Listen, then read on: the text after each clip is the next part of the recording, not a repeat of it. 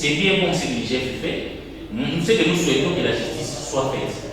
Que la justice soit faite, mais nous devons éviter de tomber. Moi, j'ai beaucoup de choses à reprocher à Cameroun.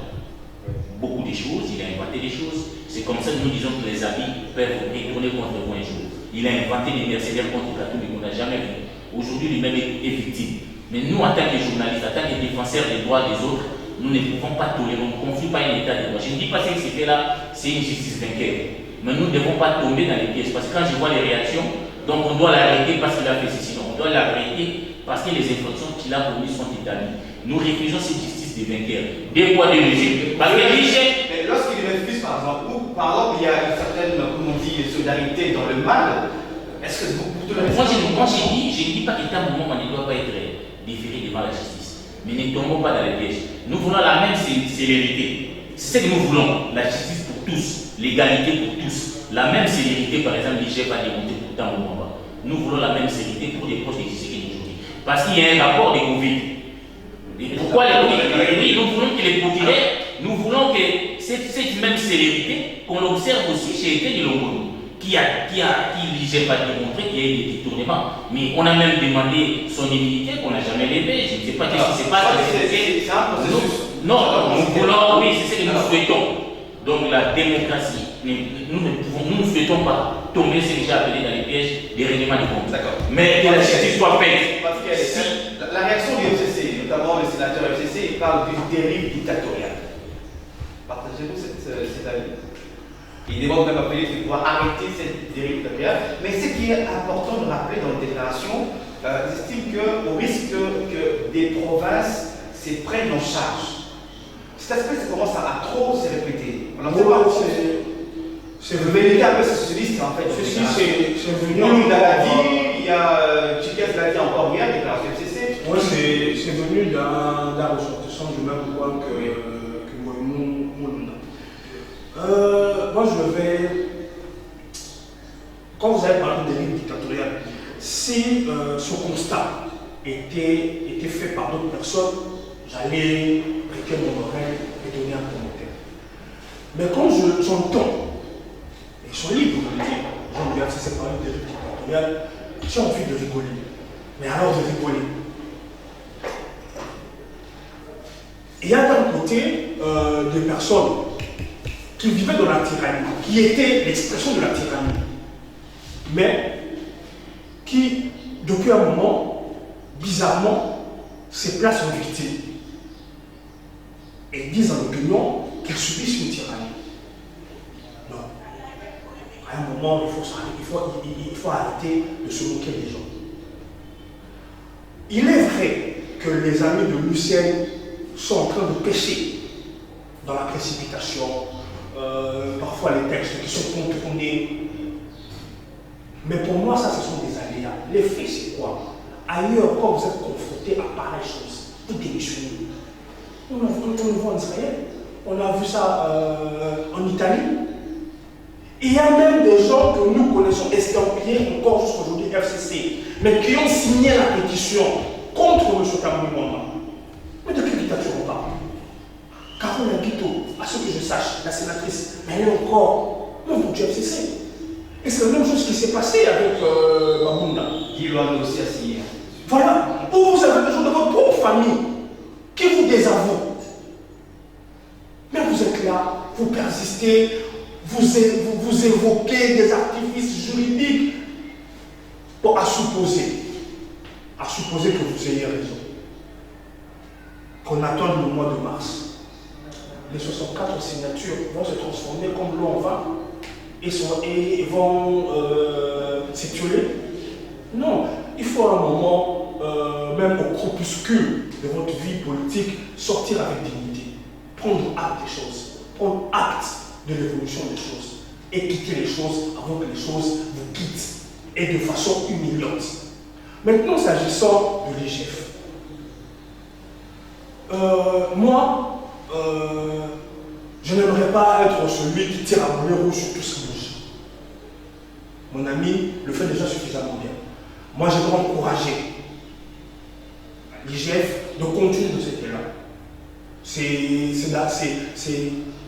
des choses moi je suis quelqu'un de pragmatique et de réaliste.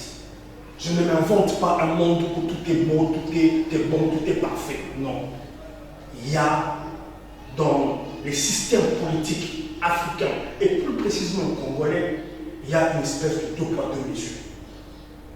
Mais c'est même pas au Congo, c'est même pas l'Afrique. C'est des choses que l'on voit, une justice parfois qui est accommodante quand vous êtes au pouvoir, quand vous êtes en opposition. On avait Sarkozy en France aussi. Vous m'avez enlevé les exemples de la bouche. Mais j'encourage. Pour moi, il faut que l'opinion que nous sommes poussons maintenant par rapport aux personnes qui sont de la famille du président, qui sont impliquées dans les dossiers. Il faut que nous poussons les instances aussi à aller dans ce sens. Il y a le cas de M. Logodo. Ne rendons pas ça banal. C'est déjà quelque chose de positif que de voir quelqu'un qui est de la famille présidentielle être inquiété. Mais il ne faut pas maintenant que ça se limite au niveau qu'il est simplement inquiété et puis que... voilà, il faut pousser. Et comme vous avez dit, ce ne sont pas des choses qui se passent en claquant de doigts. Il y a des procédures qui doivent suivre. Il n'est pas le seul à être inquiété, mais non encore poursuivi. Il n'est pas le seul. Il y a Matata, il y a bien d'autres. L'IGF a fait son travail, un travail que j'encourage, parce que au premier abord, il n'a pas choisi les camps. Il a frappé, que ce soit dans les camps présidentiels et dans le camp du FCC. Maintenant, j'ai d'ailleurs entendu son vœu de voir qu'il y a un parquet financier. Un vœu que moi, j'ai eu à émettre dans le temps. Parce que les procédures, quand l'IGF porte l'affaire devant les instances aujourd'hui compétentes, les procédures à suivre me semblent un peu longues. Il faudrait, dans l'élan que l'UCN a manifesté des réformes, qu'on essaye de réfléchir sur un parquet financier un peu comme en France. Très bien, très bien. Vous n'avez pas évoqué les vérités socialistes, non. On a parlé avec d'ailleurs. Non, ça c'est des menaces à dessous. C'est des menaces à dessous, c'est des personnes... Il a pas au sérieux. Et maintenant, effectivement, c'est des menaces à prendre au sérieux, mais c'est des menaces à dessous. Pourquoi je dis que c'est des menaces à dessous? Parce que ces personnes n'ont pas le moyen de leur politique, quand je dis de leur politique, d'accomplir leurs menaces. C'est, pour reprendre une expression chère à M. Ramazan Meshadari, c'est des intimidations. Moi je dis parce qu'on a eu tendance à prendre certaines jurisprudences négatives. Une jurisprudence, elle est négative même si elle vient de la France. Moi je pense qu'on ne doit pas se soulager, non, ça se passe comme ça aussi en France. Moi je vous dirais aussi au Cameroun, il y a eu l'opération interdite. Bi avait une même procureur spécial et beaucoup de proches de Bi ont été inquiétés, déférés devant la justice. L'IGF ne peut pas remplacer la justice. Il appartient à la justice de faire le travail. Mais la même célérité que nous avons vu les procureurs auprès de l'affaire Tambouama, nous voulons les voir aussi dans d'autres dossiers. Et parce qu'on a dit dans le passé un certain lot qui est en prison, on a sorti de manière très miraculeuse et nous ne comprenons rien. Oui, il y a énormément de dossiers, les inspecteurs de donc il y a de corruption. En tout cas, il y a tellement de dossiers, donc c'est-à-dire que prendre toujours des jurisprudences négatives ou prendre des jurisprudences chikaka, on n'a plus besoin de ça. Kabila n'est pas un modèle pour nous, on doit faire différent de lui. Non, à l'époque, là-bas, on faisait aussi ceci. En France, voilà, ça se passe comme ça. Ça, c'est facile. Nous voulons continuer un état de droit que nous proclamons. Nous devons les monter par des actes. On n'a pas compris jusqu'à aujourd'hui comment un chef de service pouvait se mêler dans l'affaire de la MIBA et disparaître comme ça. Dans la nature, disparaître. En 30 secondes, oui. J'aurais voulu passer l'éponge. Mais aucun raisonnement ne peut être soutenu sans comparaison. Aucun. Parce que même quand on parle d'un état de droit, on doit se fixer par rapport à ce qui se fait ailleurs. L'état de droit, ce n'est pas quelque chose qui a été soufflé par le Saint-Esprit, qui ne s'est jamais fait ailleurs. La jurisprudence négative ou positive, elle sera toujours d'application. Parce qu'on doit avoir notre vision et on doit regarder devant pour savoir si là où on va, on ne fait pas des erreurs, on va à un endroit que l'on veut. Donc nous dire ici qu'il faut arrêter de comparer, Ah bah, disons-nous alors carrément arrêtez de réfléchir. Pour parler au Cameroun, je ne suis pas sûr qu'au Cameroun aujourd'hui tout va bien. Malgré l'opération qu'elle. Merci. Non, j'ai donné. Sur la suite des éléments au Sénat, c'est vrai que bon, on sait justement comment ça va être, et il sera peut-être là ou pas. Mais il faut craindre aussi. Hein. Généralement, dans l'histoire, depuis 2006, le Sénat, c'est une chambre parlementaire réputée stable. D'ailleurs, depuis l'époque de Kemo Adondo.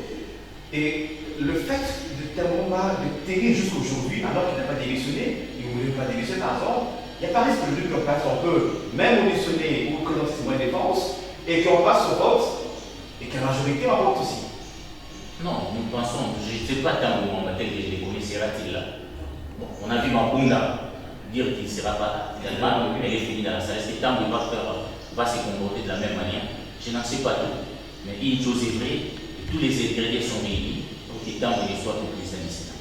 Il faut déjà, moi j'ai les conjugés déjà au passé. Maintenant, nous voulons que c'est maintenant qui le remplacer maintenant aussi. Bon, on débat aussi. Bon, il y a un problème de gestion d'ambition là-bas. On m'a parlé de Sami Badibanga. On nous a parlé, bon, bah, tiens, on ne sait pas renouveler la primature, il faut les jeter là-bas au Sénat. Le problème avec le Sénat, en ce moment, c'est les remplaçants en cas de. Donc, je n'aime pas trop ces débats. Le Sénat a un rôle à jouer. Le président du Sénat n'est pas quelqu'un, oui, je sais, parce que les pouvoirs auraient vite. C'est pourquoi les législateurs avaient prévu ça, parce que le président n'est qu'un être humain. Mais s'attarder sur ça, donc le président du Sénat ne sera pas là en train de dormir, de commencer à se réveiller.